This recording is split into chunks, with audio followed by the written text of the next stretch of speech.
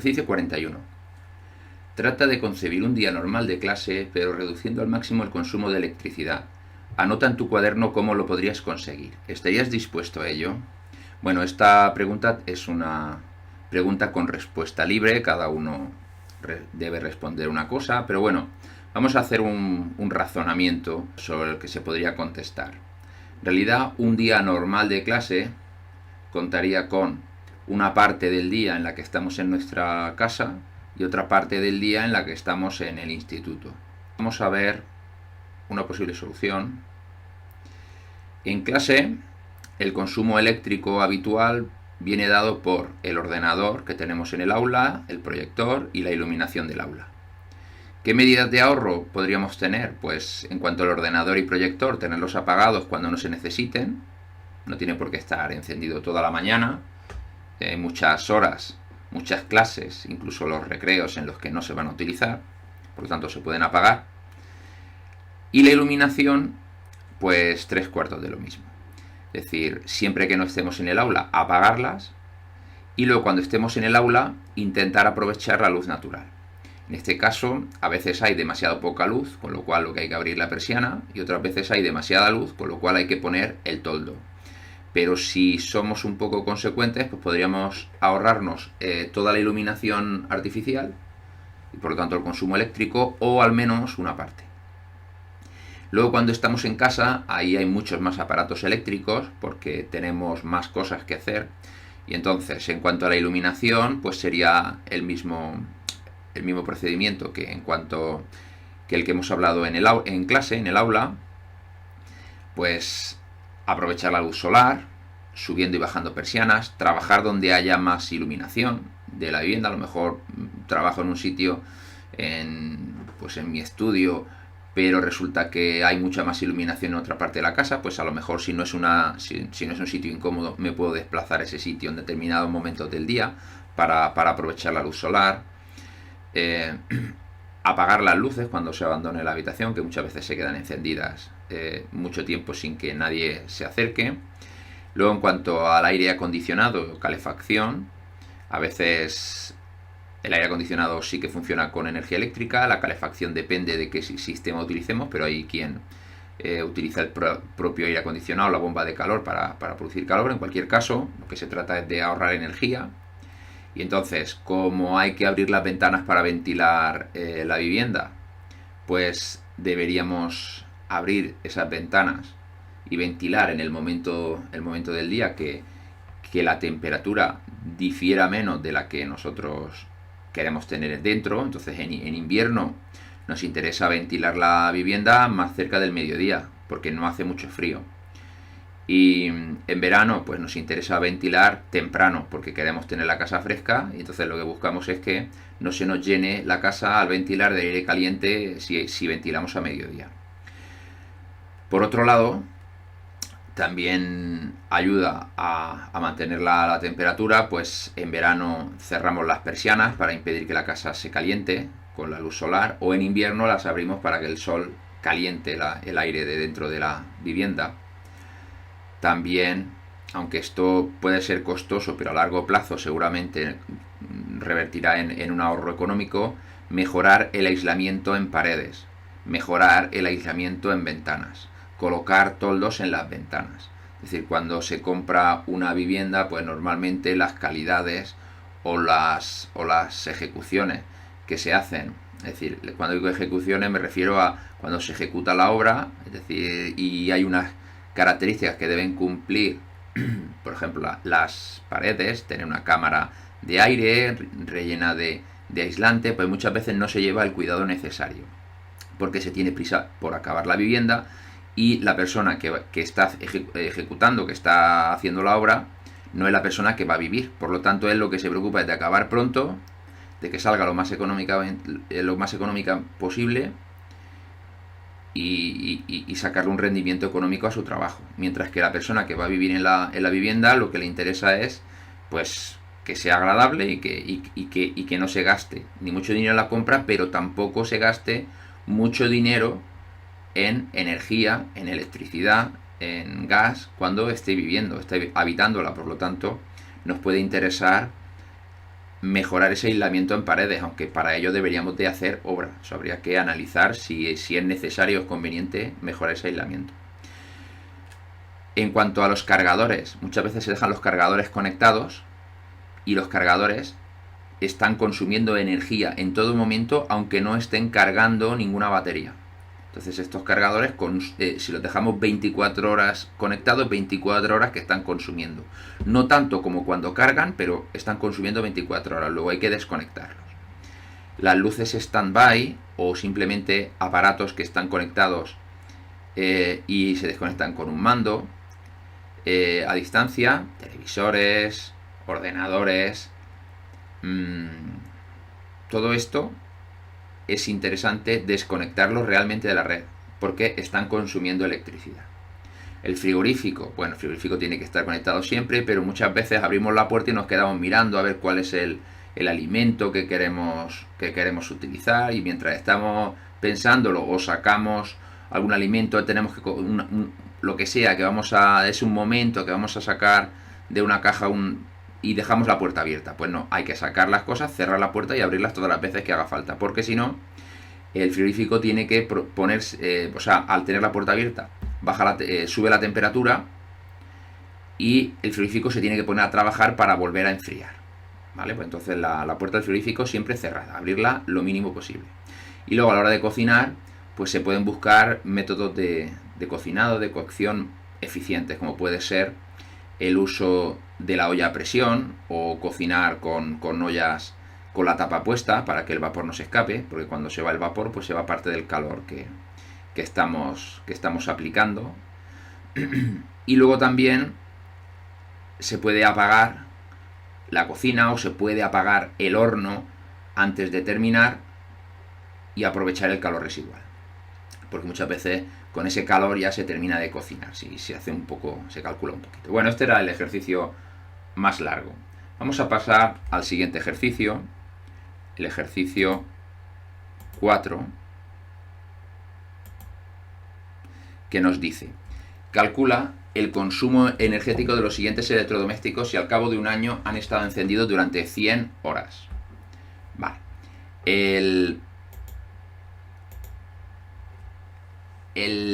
Cada uno de estos aparatos se expresa su potencia en vatios. Ahora bien, nos pide que calculemos el consumo energético, es decir, la energía. La energía es igual a la potencia del aparato por el tiempo que éste esté conectado. Vale, entonces esta es la fórmula que vamos a utilizar. Nos están hablando de que nos dan una tabla con las potencias y en todos los casos nos dan también el tiempo. Nos dicen que el tiempo son 100 horas. Vale. Ahora bien, ¿qué unidades vamos a utilizar? Las unidades de energía pueden ser el julio, que es la unidad del sistema internacional, o el kilovatio hora, kilovatio por hora, que es la unidad que más se utiliza en electricidad. Si queremos que el resultado de la energía nos dé en julios, la potencia irá en vatios, pero el tiempo tiene que ir en segundos. ¿Vale? Vatios, segundos, para poder obtener julios. Si lo que queremos obtener son kilovatios hora, pues la potencia será en kilovatios y el tiempo estará en horas. Al estar hablando de electricidad, bueno, nos va a interesar más utilizar el kilovatio hora. Si hubiese querido utilizar el julio como unidad de energía para el cálculo de la energía, la potencia estaría bien en vatios, pero las horas deberíamos de pasarlas a segundos. Deberíamos de multiplicar 100 por 3600, que es la relación entre horas y segundos. Pero como vamos a utilizar la unidad energética, el kilovatio hora, tendremos que pasar la potencia a kilovatios y las horas ya las tenemos. Entonces, vamos a ver, potencia en kilovatios consistirá en la relación entre kilovatio y vatio, es que un kilovatio son 1000 vatios. Por lo tanto, al sacar los kilovatios en cuanto a potencia, 1500 vatios dividido entre 1000 se queda en 1,5 kilovatios. 1,0 kilovatios. 1,2 kilovatios, 0,7 kilovatios y 0,04 kilovatios. El tiempo en horas, todos son 100 horas.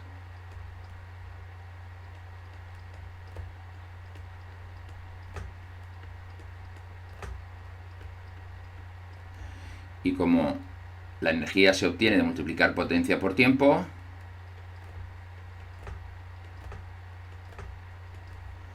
y el resultado será la energía en kilovatios hora.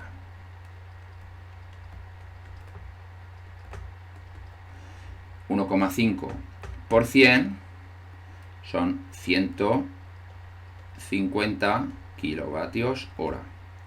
1%, 100 kilovatios hora. 1,2%, 120 kilovatios hora. 0,7%, 70 kilovatios hora. Y 0,04%, 4 kilovatios hora. Es importante poner las unidades. Muy habitual poner 150. Pues no, son 150 kilovatios hora. Además de que es importante poner la unidad, también nos ayuda a memorizarla. Bueno, ya tenemos hecho el ejercicio 4. Pasamos ahora al ejercicio 5. Completa en tu cuaderno la siguiente tabla. Nos habla de la magnitud eléctrica, las 5 que hemos visto en el tema, el símbolo de la magnitud, la unidad en la que se mide, y nos pone aquí nos habla del símbolo de la unidad. Muy bien, vamos a ver. Intensidad, el símbolo de esa magnitud de la intensidad es la I, la unidad son los amperios y el símbolo de la unidad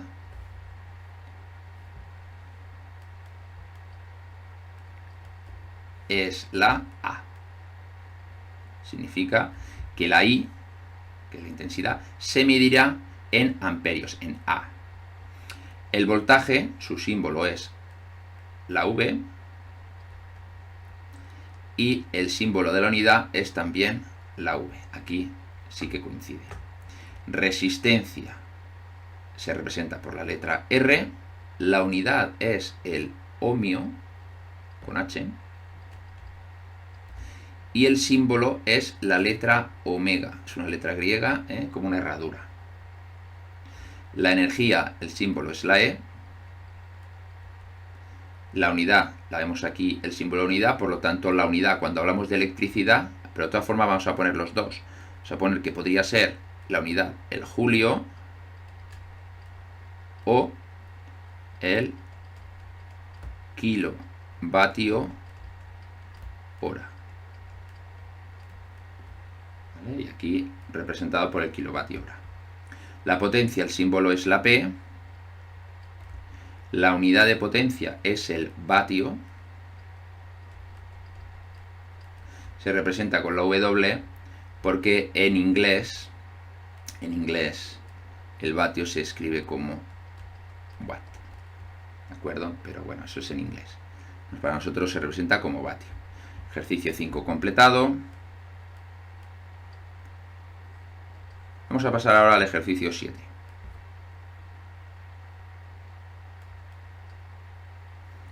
Bien. En el ejercicio 7 dicen, analiza los siguientes circuitos y explica si van a funcionar o no y por qué. Bueno, en todos los circuitos de este ejercicio ya hemos hecho alguno, hemos visto algún ejercicio resuelto. El objetivo es que la corriente tenga un circuito y pueda pasar del polo positivo al negativo. Es decir, habrá corriente si conseguimos que salga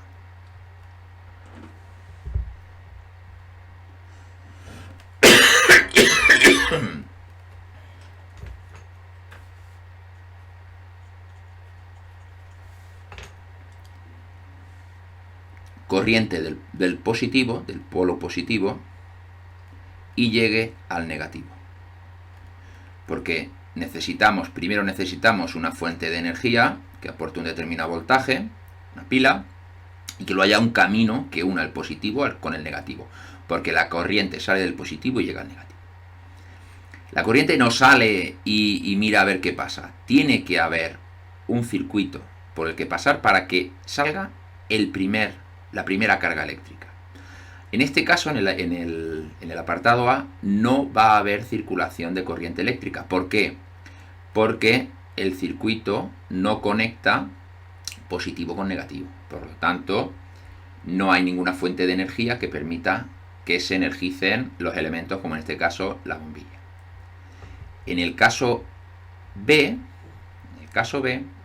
sí que hay un circuito que comunica el positivo y el negativo.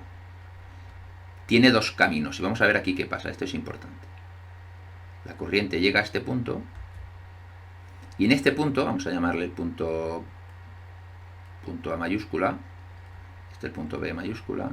Llegado a ese punto, la corriente tiene dos opciones: venirse por aquí, por este camino, o pasar por el camino de la bombilla. ¿Qué camino es más fácil para llegar de A a B? ¿Un camino formado únicamente por un cable de cobre o un camino que tiene una bombilla por en medio, que la bombilla es un receptor y es una dificultad, dificulta el paso de la corriente eléctrica?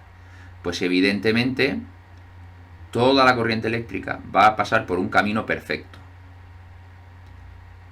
¿Y esto qué supone? Que la bombilla no se va a encender. La bombilla no se va a encender. Por lo tanto, en el circuito B no se enciende la bombilla. ¿Por qué? Porque la corriente pasa toda por un camino perfecto entre A y B, que es este. Ahora bien, la corriente eléctrica va a llegar desde el positivo hasta el negativo, sin que haya ningún elemento que dificulte el paso de la corriente ni consuma la energía. Si nadie dificulta el paso de la corriente eléctrica, intentará pasar toda a la vez, es decir, toda la que pueda generar la batería pasará de golpe. Es como si nosotros tenemos un depósito de agua y hacemos un pequeño agujero. Bueno, pues por ese agujero irá saliendo el agua y poco a poco se irá vaciando el depósito.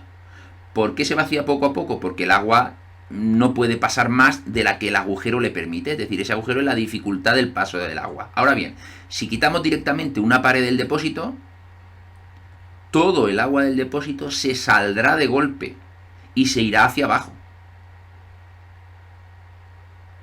Normalmente, pues, esa cantidad de agua romperá algo a su paso. Bueno, pues en electricidad pasa lo mismo. Si nosotros no ponemos un elemento que dificulte el paso de la corriente, como es el caso este, hemos creado un cortocircuito. Si creamos un cortocircuito, que es un camino sin ninguna dificultad entre positivo y negativo, estamos generando varios problemas. Primer problema, la pila o batería va al máximo que puede. Por lo tanto, se estropeará. Fijaos que la ha dibujado en gris, señal de que se ha roto, se ha estropeado. Y al mismo tiempo, la energía se va a ir quedando por el cable y el cable se va a calentar y va a producir seguramente algún incendio. Por lo tanto, hay que llevar mucho cuidado con los cortocircuitos. Sobre todo cuando la pila o generador tiene muchos voltios. ¿Vale? O sea, en este caso, aparte de que no se enciende la bombilla, estropeamos la batería y hemos provocado un cortocircuito. En el C, en el ejemplo C, vemos que sí que hay un camino que va de positivo a negativo a través de la primera bombilla. En cambio, la segunda bombilla no está conectada. Por lo tanto, esto sería como un circuito paralelo, pero en el cual una de las bombillas hemos desconectado. Por lo tanto, la primera bombilla sí que iluminará, pero la segunda no. Y luego tenemos el circuito D. El circuito D tiene una pila o batería, una bombilla y un interruptor. principio, para que haya corriente, tiene que salir corriente del positivo y llegar al negativo. Tal cual está ahora mismo el circuito, no se encendería. ¿Por qué? Porque el interruptor está abierto. El interruptor no permite que pase la corriente a través de él.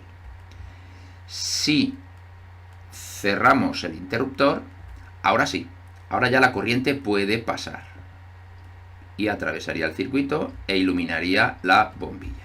En el momento que abramos el interruptor, ya deja de pasar y la bombilla o la lámpara se apaga. Muy bien, ya hemos analizado estos 4 circuitos y pasamos al ejercicio 10.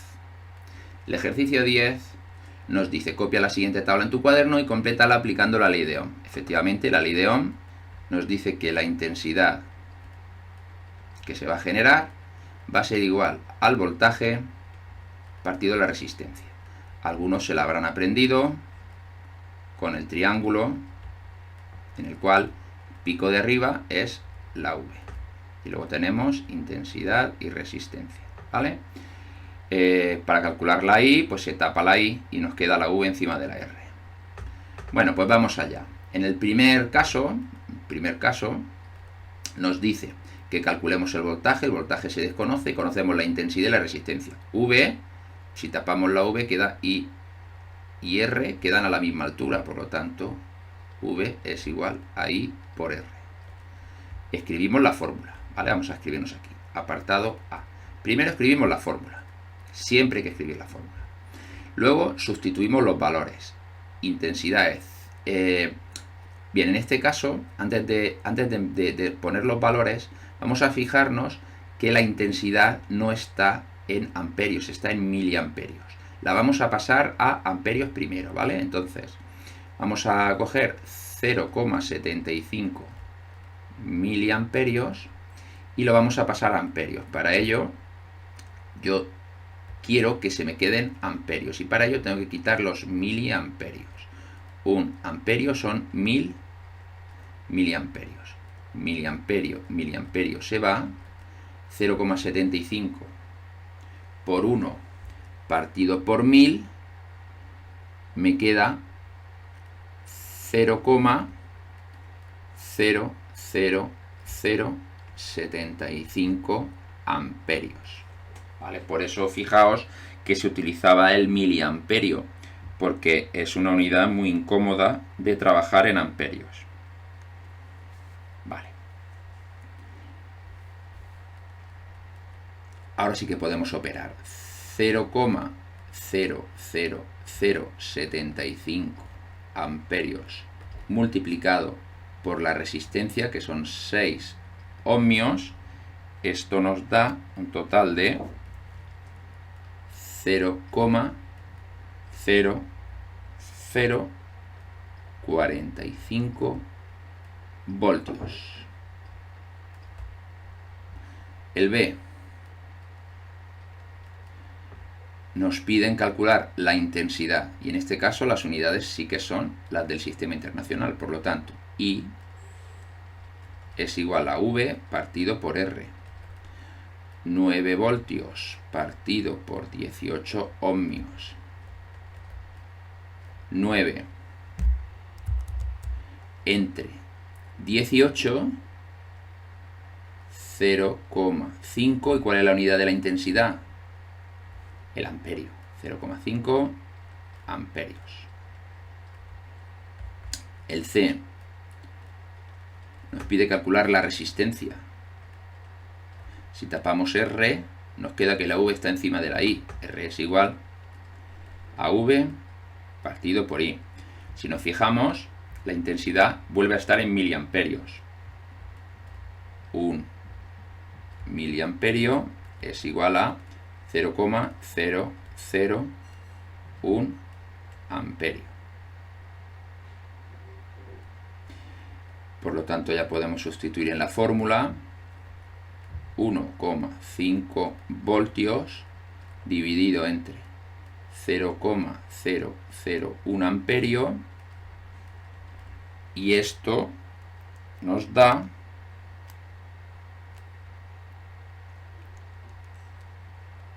1500, como es resistencia, su unidad es el ohmio. Ejercicio 10, completado. Pasamos al ejercicio 12, que es el último. Calcula la resistencia de una bombilla de un circuito formado por una pila de 6 voltios, es decir, por el que circula una intensidad de corriente de 0,5 amperios.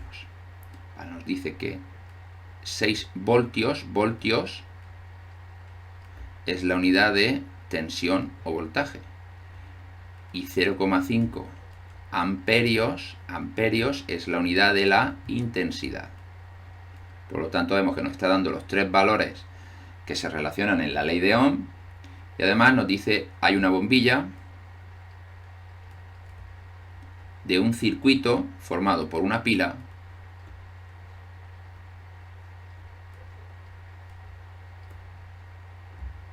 por lo tanto, en realidad es esto.